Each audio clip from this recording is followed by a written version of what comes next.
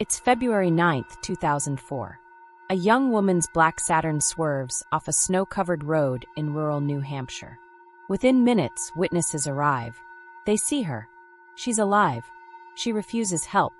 And just as quickly as she was seen, she vanishes. No footsteps. No trail. No goodbye.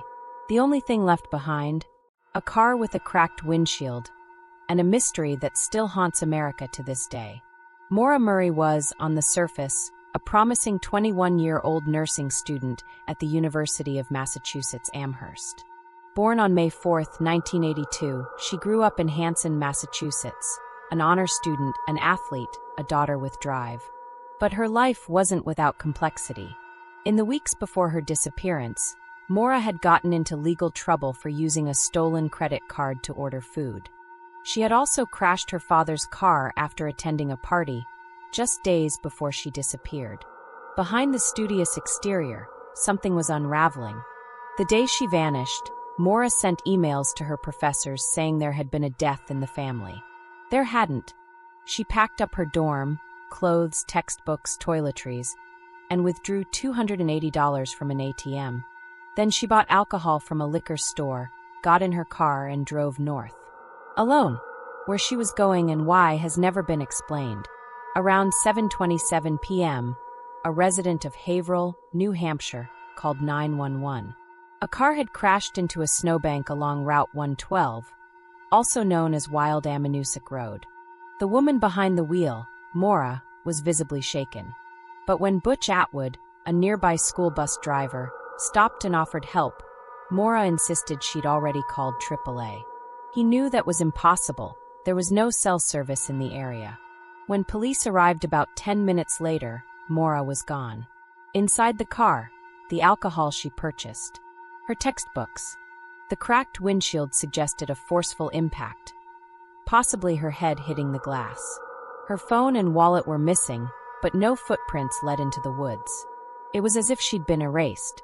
The weather was cold. Temperatures dropped below freezing. Had she wandered off in shock? Had someone picked her up?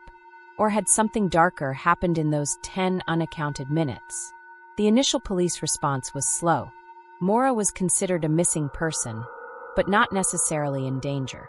Law enforcement theorized she may have run away voluntarily. But her family, especially her father, Fred Murray, pushed back hard. In the following days, search teams combed the woods with dogs and helicopters. Nothing. No trail.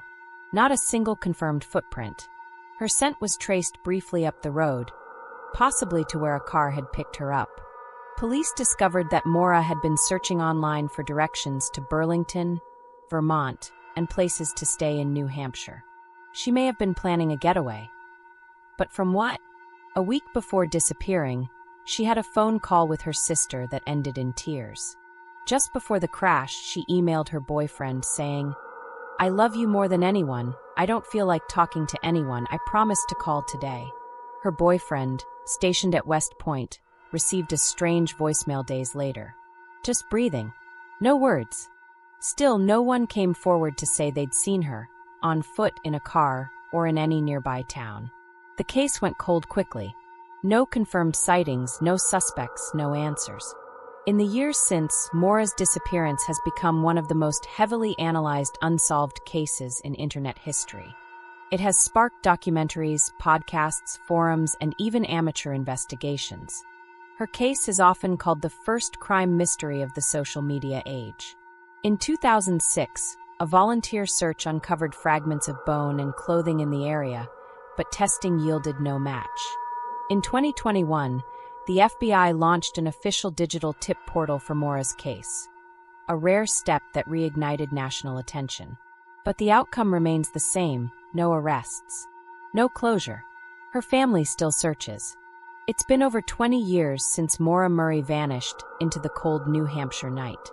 She left behind questions with no answers, and a legacy of mystery that keeps investigators, internet sleuths, and her grieving family holding on to hope. Because until there is proof, there is still a chance she's out there. If you know something, say something. The truth might still be waiting, buried beneath snow, time, or silence. This is True Crime Files Stories, where facts matter and silence speaks volumes.